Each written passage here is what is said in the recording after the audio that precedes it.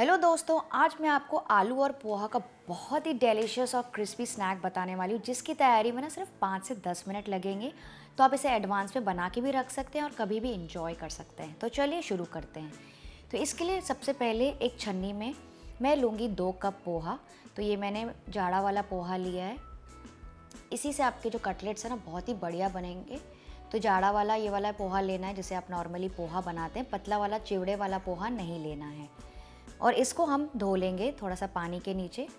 बस 1 से 2 मिनट के लिए ऐसे चला दीजिए पानी के नीचे, ताकि सारे पोहा अच्छे से भीग जाएं। बहुत ज़्यादा भी गीला नहीं करना है। और अब इसको वापस से कंटेनर के ऊपर रख देंगे, ताकि इसका एक्स्ट्रा पानी निकल जाए। और इसे ऐसे ही छोड़ देंगे करीबन 5 से 10 मिनट के लिए, ताकि जो पोहा है ना वो पूरा पानी सोख ले और अच्छे से सॉफ्ट हो जाए। तो इस पोहा को इस छन्नी के ऊपर ऐसे ही छोड़ देंगे, ताकि जो पानी है वो उसमें भीग जाए और सॉफ्ट हो जाए। तो 5 मिनट के बाद आप देख सकते हैं कि पोहा एकदम अच्छे से सॉफ्ट हो गए। ये देखिए, मैं आपको अपने हाथ से दिखाती हूँ। ये ना एकदम ड्राई भी हो गए हैं, क्योंकि पूरा पानी जितना हमने इसमें डाला था वो पोहा ने सोख लिया है और ये भीग भी गए हैं। ये देखिए, मैं आपको मैश करके दिखाती हूँ, एकदम सॉफ्ट भी हो गए हैं। तो इसको ट्रांसफ़र कर लेंगे एक परात में या फिर एक बोल में, और इसको हमें मैश करना है। तो इसे अपने हाथों से ऐसे थोड़ा सा मैश करते जाइए, जैसे कि थोड़ा सा आटे जैसा हो जाए। तो ऐसा मैश करते जाइए बस 2 मिनट के लिए। तो हमें पूरी तरह से इसको पीसना नहीं है, वरना हम मिक्सी में भी कर सकते। इसको बस नॉर्मली अपने हाथों के तले से ना ऐसे थोड़ा सा ऐसे मसलते जाइए, ताकि ये थोड़ी सी सॉफ्ट हो जाएं और ये थोड़ी सी आटे जैसी कंसिस्टेंसी जैसे आ जाए। ये देखिए इस तरह से। ये इसमें मतलब पोहा का शेप नहीं दिख रहा है, बस हमें इतना ही मैश करना है। तो अब इसमें हम डाल देंगे बॉइल्ड और ग्रेटेड आलू। तो यहाँ पे मैंने 2 आलू लिए, जिसे मैं ग्रेट करके इसके ऊपर डाल रही हूँ। आप चाहें तो मैश करके भी डाल सकते हैं, लेकिन ग्रेट करने से क्या होता है ना, इसका जो टेक्सचर है वो एकदम इवन आता है और फ्राई करने के समय एकदम परफेक्टली क्रिस्पी बनते हैं। इसके ऊपर हम डाल देंगे आधा प्याज बारीक कटा हुआ। फिर मैं डाल रही हूँ थोड़ा सा कैप्सिकम बारीक कटा हुआ, आधी गाजर जिसे मैंने एकदम ऐसे फाइनली चॉप किया है, ताकि बच्चे इसे खा लें। तो जो भी वेजिटेबल्स आपको पसंद हो ना, आप इसमें डाल सकते हैं। बस ये ध्यान रखिएगा कि इसको बारीक चॉप करना है। फिर हम इसमें डालेंगे 1 से 2 हरी मिर्ची बारीक कटी हुई। आप चाहें तो इसको स्किप भी कर सकते हैं अगर बच्चों के लिए बना रहे हैं तो। फिर मैं इसमें डाल रही हूँ बस 1 टीस्पून अदरक लहसुन का पेस्ट। इससे बहुत ही बढ़िया फ्लेवर आ जाएगा कटलेट्स में। पर कुछ लोग अदरक लहसुन नहीं पसंद करते अपने कटलेट्स में, तो आप चाहें तो सिर्फ थोड़ा सा अदरक ग्रेट करके डाल सकते हैं। फिर हम इसमें डालेंगे थोड़ा सा नमक। 1 टीस्पून मैं डाल रही हूँ लाल मिर्ची का पाउडर, आधा टीस्पून ज़ीरा पाउडर, 1 टीस्पून मैं डाल रही हूँ धनिया पाउडर। इससे भी बहुत अच्छा फ्लेवर आएगा। और इसके ऊपर मैं डाल रही हूँ बस 2 टेबलस्पून कॉर्नफ्लावर यानी कि कॉर्नस्टार्च। आप चाहें तो यहाँ पे चावल का आटा भी यूज़ कर सकते हैं। फिर मैं डाल रही हूँ थोड़ा सा फ्रेश धनिया, और इन सारी चीज़ों को अच्छे से मिक्स करते जाएंगे अपने हाथों से। और इस ट्राई करेंगे कि इसके आटे जैसा मिक्सचर तैयार हो जाए और सारी चीज़ें आपस में अच्छे से मिलजुल जानी चाहिए। तो इस समय अगर आपको ऐसा लगता है कि आटा थोड़ा सा स्टिकी है, यानी कि थोड़ा सा चिपचिपा हो रहा है, आप इसको गूँथ नहीं पा रहे हैं पोहा और आलू की वजह से, तो इस समय आप इसमें डाल सकते हैं बस 1 टीस्पून तेल। और फिर से इसे ऐसे गूँथना स्टार्ट करेंगे। इससे क्या होगा ना, आटा थोड़ा सा चिकना हो जाएगा और आपको गूँथने में आसानी होगी। तो मैंने इसको गूँथ लिया है करीबन 2 से 3 मिनट के लिए। ये देखिए एकदम स्मूथ आटा तैयार हो गया है। तो बिल्कुल ऐसा ही हमें आटे जैसा मिक्सचर चाहिए।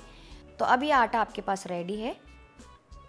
नेक्स्ट हम एक बर्फ़ी की ट्रे ले लेंगे और इसको हम ग्रीस कर लेंगे थोड़े से तेल से, ताकि जो कटलेट्स है ना वो ईजिली इसमें से निकल जाएँ, क्योंकि हम इसमें कटलेट्स का मिक्सचर डालने वाले हैं। और अब जो हमने मिक्सचर बनाया वो इसके ऊपर डाल देंगे और अपने हाथों से अच्छे से फ्लैट कर लेंगे।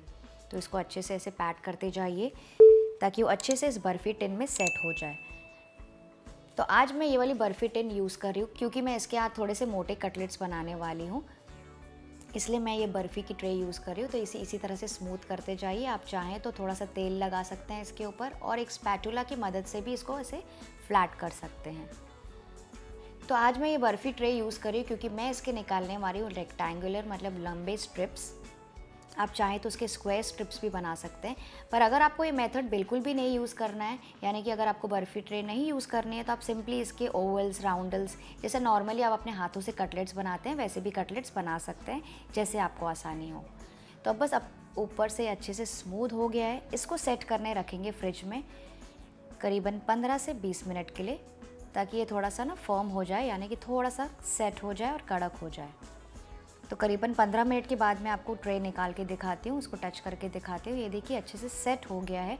तो आप अपने मनपसंद के कोई भी शेप्स निकाल सकते हैं, लेकिन क्योंकि मैंने इसमें सेट किया है तो मैं इसको सबसे पहले ऐसे बीच से काटूँगी और फिर इसके मैं ऐसे लंबे स्ट्रिप्स काट रही हूँ इस तरह से। जैसे आप देख सकते होंगे मैं इसके लंबे लंबे टुकड़े ऐसे लंबे लंबे स्ट्रिप्स काट रही हूँ कबाब्स के जैसे। आप चाहें तो इसको सिंपली स्क्वायर शेप्स में भी काट सकते हैं। ये देखिए मैं आपको एक कटलेट निकाल के दिखाती हूँ। इस तरह से मैंने लंबा कबाब जैसा शेप दिया है, ताकि देखने में ना बहुत अच्छा फैंसी दिखता है और बहुत प्रेजेंटेबल लगता है।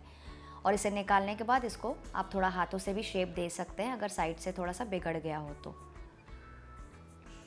इसी तरह से सारे कबाब्स निकाल देंगे, यानी कि सारे स्ट्रिप्स निकाल लेंगे। और इस स्टेज में आप चाहें ना तो इसको किसी भी एयरटाइट कंटेनर में स्टोर करके आप फ्रिज में भी रख सकते हैं। करीबन 2 दिनों तक ये अच्छा रहता है। और जब भी आपका मन चाहे आप निकाल के इसे फ्राई कर सकते हैं, शैलो फ्राई कर सकते हैं या फिर बेक कर सकते हैं। तो नेक्स्ट यहाँ पे मैंने पैन लिया है, इसमें मैं डालूँगी सिर्फ 1 टीस्पून तेल और इसको थोड़ा सा ऐसे ब्रश कर लेंगे ताकि इवनली स्प्रेड हो जाए। जैसे कि मैंने कहा, इसको आज हम बिल्कुल कम तेल में बनाएंगे, बहुत ज़्यादा तेल नहीं यूज़ करेंगे।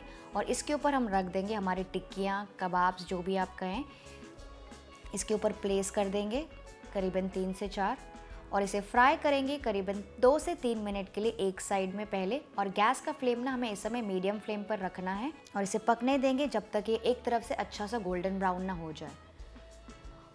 तो फ्रेंड्स, इसे पकने में बहुत ज़्यादा समय नहीं लगता है क्योंकि सारी चीज़ें ऑलमोस्ट पकी ही हुई है इसमें। और जैसे कि मैंने आपको कहा, आप चाहें तो उसको शैलो फ्राई कर सकते हैं, डीप फ्राई कर सकते हैं, या प्री हीटेड ओवन में 180 डिग्री सेल्सियस पर आप बेक भी कर सकते हैं। बीच बीच में थोड़ा सा ब्रश से बटर लगा लीजिए और करीबन 10 से 15 मिनट के बाद आप उसे फ्लिप करके वैसे भी पका सकते हैं। तो अब ये पक गए हैं, इसको मैं आप दूसरी तरफ से पलटाती हूँ। वाह, आप देख सकते हैं कितना प्यारा सा गोल्डन ब्राउन कलर आ गया है। इसी तरह से सारे कबाब्स पलटा लेंगे। आप देख सकते हैं कितना अच्छा कलर आ गया है सारे कबाब्स में, बिल्कुल इवन गोल्डन ब्राउन कलर आया है। ऐसा नहीं कि कोई कम पका है, कोई ज़्यादा पका है, सारे अच्छी तरह से पक गए हैं ऊपर की तरफ। और इसी तरह से नीचे की तरफ भी हम पका लेंगे करीबन 2 से 3 मिनट के लिए मीडियम फ्लेम पर ही, या जब तक गोल्डन ब्राउन ना हो जाए। तो मैंने इसे मीडियम फ्लेम पर पकाया था, इसीलिए ये सारे इवनली ब्राउन हो गए हैं। वरना अगर आप हाई फ्लेम पर पकाएंगे ना तो बहुत ज़्यादा डार्क हो जाएंगे और अंदर से अच्छे से पक नहीं पाएंगे। तो बस अब ये वाला बैच रेडी हो गया है। ये देखिए बढ़िया सा क्रिस्पी और गोल्डन ब्राउन दिख रहा है, सारी तरफ से अच्छी तरह से पक गया है। इसको निकाल देंगे पेपर के ऊपर।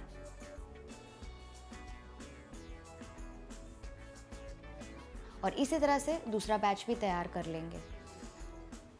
तो मैंने दूसरा बैच भी डाल दिया है। इधर भी बहुत ही बढ़िया कलर आ गया है और अच्छी सी कोटिंग सेट हो गई है। तो ये देखिए कितने बढ़िया दिख रहे हैं ये कबाब्स, एकदम लंबे स्ट्रिप्स। लग रहा ही नहीं कि हमने आलू और पोहा से बनाया है। इसे आप गर्मा गर्म एंजॉय कर सकते हैं चटनी या फिर केचप के साथ। तो फ्रेंड्स, कैसी लगी आपको आज की झटपट रेसिपी? इसे अपने बच्चों के लिए या फिर उनकी पार्टीज़ के लिए ज़रूर ट्राई कीजिएगा। आई एम श्योर उन्हें ज़रूर पसंद आएगा। मैं आपसे मिलती हूँ अगले वीडियो में। Bye bye.